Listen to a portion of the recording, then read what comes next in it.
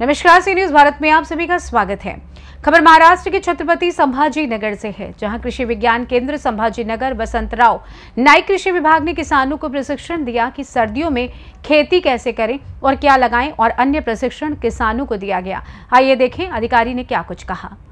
मी गीता बालासाहेब यादव, कृषि विज्ञान केंद्र पैठण रोड छत्रपती संभाजीनगर येथे विषय विशेषज्ञ कृषी अभियांत्रिकी म्हणून कार्यरत आहे। मी 2013 पासून इथे कार्यरत आहे आणि आजचं जे प्रशिक्षण आहे हे वसंतराव नाईक मराठवाडा कृषी विद्यापीठा अंतर्गत जे कृषी अभियांत्रिकी कॉलेज आहे, कृषी अभियांत्रिकी कॉलेज तसेच CNH इंडिया आणि कृषी विज्ञान केंद्र अशा तिघांच्या संयुक्त विद्यमाने हे ट्रेनिंग आहे। या ट्रेनिंग मध्ये आपण ट्रॅक्टर चालक व मालक जे काही ट्रॅक्टरचे ओनर आणि चालक आणि ड्रायव्हर आहेत यांना सुशिक्षित करण्यासाठी, म्हणजे ट्रॅक्टर मध्ये जे होणारे ऍक्सिडेंट आहे ते कसे कमी करता येऊ शकतात। त्यानंतर जे नवीन अवजारे आलेत, आज बरेचशा शेतकऱ्यांना नवीन अवजारांची ओळख नाही, त्यांना ठराविक काही अवजारांची ओळख आहे।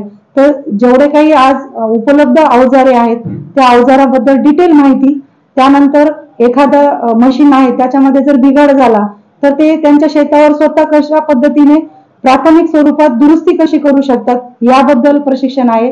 त्याच्यानंतर आज पॉवर टिलर, पॉवर वीडरचा वापर खूप कमी प्रमाणात आहे आणि तो वाढावा, ज्यामुळे की महिलांचे कष्ट आणि जे मजुरांची टंचाई आहे ती कमी होऊन आपल्या शेतकऱ्यांना या नवीन मशिनरीचा फायदा व्हावा, याकरिता पॉवर टिलर, पॉवर वीडरची ओळख, तसेच आज स्प्रेअर, न्यूमॅटिक स्प्रेअर किंवा प्लांट नवीन फवारणी यंत्र आले तर त्या फवारणी यंत्राची ओळख व्हावी। तसेच ड्रोन बद्दल शेतकऱ्यांना माहिती आहे पण काही गैरसमजही आहेत की वापरावे की नाही वापरावे, कशा पद्धतीने वापरावे याबद्दल थोडक्यात त्यांना माहिती होणार आहे आणि आपल्या जिल्ह्यातील शेतकऱ्यांना या प्रशिक्षणाचा नक्कीच फायदा होईल। त्यामुळे 3 दिवसाचे प्रशिक्षण 26, 27, 28 नोव्हेंबर रोजी कृषी विज्ञान केंद्र औरंगाबाद येथे छत्रपती संभाजीनगर येथे आयोजित केलेले आहे। किती विद्यार्थी आणि इथे 25 प्रशिक्षणार्थी आहेत, तर 25 पेक्षाही जास्त येऊ शकतात। तर आज आमच्याकडे 35 प्रशिक्षणार्थी आलेले आहेत। तर 25 दरवर्षी नाही, यावर्षी आम्हाला 4 प्रशिक्षण घेण्याचं नियोजित आहे, तर 2 झालेले आहेत छत्रपती संभाजीनगर मध्ये। आज हे 3रं आहे आणि पुढच्या महिन्यामध्ये 4थं प्रशिक्षण आम्ही घेणार आहेत। यामध्ये 100 ते 150 शेतकऱ्यांना याचा लाभ होणार आहे। मी डॉक्टर संजुला विलास भावर, विषय विशेषज्ञ उद्यान विद्या छत्रपती संभाजीनगर कृषी विज्ञान केंद्र छत्रपती संभाजीनगर इथे कार्यरत आहे। शेतकरी बंधूंना आज थोडासा नव्या विषयावरती आपण बोलणार आहोत। मुळात तो विषय आहे कसुरी मेथी, किंवा शेतकरी पारंपरिक ह्याच्याने बोलतात तो म्हणजे कस्तुरी मेथी। कसुरी मेथी आणि रेग्युलर जी आपली देशी मेथी, तर ह्या दोन्ही मेथी ज्या आहेत ह्याच्यामध्ये फरक आहे। मला हाच थोडासा फरक जाणून आपल्या समोर ठेवायचा आहे। शेतकरी बंधूंनो, कसुरी मेथी ही मसाला वर्गीय पीक म्हणून मसाला म्हणून भाजीमध्ये आपण वापरतो, तर रेग्युलर देशी मेथी ही आपण भाजी करून खातो किंवा ती रॉ तरी सुद्धा खाऊ शकतो आपण, म्हणजे सॅलड म्हणून सुद्धा। कसुरी मेथी आणि देशी मेथी ही दोन्ही वेगवेगळे झाड आहेत किंवा वेगवेगळ्या वनस्पती आहेत। कसुरी मेथी जिचं ट्रायगोनेला फेनम ग्रायकम ही रेग्युलर मेथी आपली आहे आणि कसुरी मेथी हे ट्रायगोनेला कॉर्नॅक्युलाटा म्हणजे हा वेगळा कुळ आहे, हे झाडच वेगळं आहे। मुळात आपला गैरसमज असा आहे की रेग्युलर मेथी जी देशी मेथी आहे तिला आपण वाळवलं आणि वाळवून पॅक केली म्हणजे ती कसुरी मेथी झाली, तर तसं नाही। कसुरी मेथी ही वनस्पती वेगळी आणि देशी मेथी ही वेगळी। आता कसुरी मेथीचं उत्पादन व्हायचं आहे किंवा असं घेणारा एखादा जर शेतकरी असतील तर निश्चितच कृषी विज्ञान केंद्र छत्रपती संभाजीनगर येथे बियाणं उपलब्ध आहे।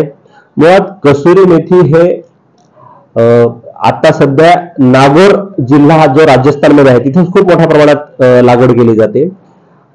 सध्याच्या घडीला कसूर हा जो एरिया आहे, प्रांत आहे, तो पाकिस्तानमध्ये आहे, पण विभाजनाच्या अगोदर तो आपल्याकडे होता, तर त्या ठिकाणी खूप मोठ्या प्रमाणात उत्पादन घेतलं जातं। तर तिथून राजेंद्र आभा नावाची जी जात आहे त्या जातीचं बियाणं आपल्या कृषी विज्ञान केंद्राला उपलब्ध आहे।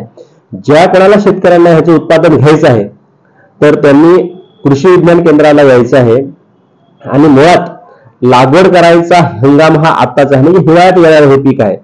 तुम्ही जर आता आजच्या घडीला अनिता शिवाजीराव जंतुरकर, विषय तज्ञ, पशुसंवर्धन दुग्धशास्त्र, कृषी विज्ञान केंद्र, छत्रपती संभाजीनगर.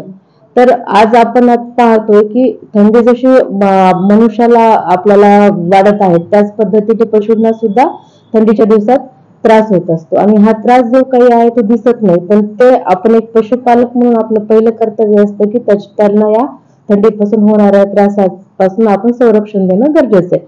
यामध्ये सर्वात प्रथम आपण जे काही पशु आपण पाहतो की ग्रामीण भागात असेल किंवा शहरी भागात असेल की आज मुक्त संचार पद्धत आपण वापरत आहोत, पण थंडीच्या या काळामध्ये पशु मुक्त न सोडता आपण काय करायला पाहिजे की त्यांना गोठा असेल त्या ठिकाणी त्यांना उबदार ठिकाणी ठेवणं गरजेचं आहे. आपण पाहतो की थंडीमध्ये मनुष्याची पण हाडं जी असतात ती आकडून जातात आणि त्याच पद्धतीने पशुमध्ये पण ही समस्या जाणवते.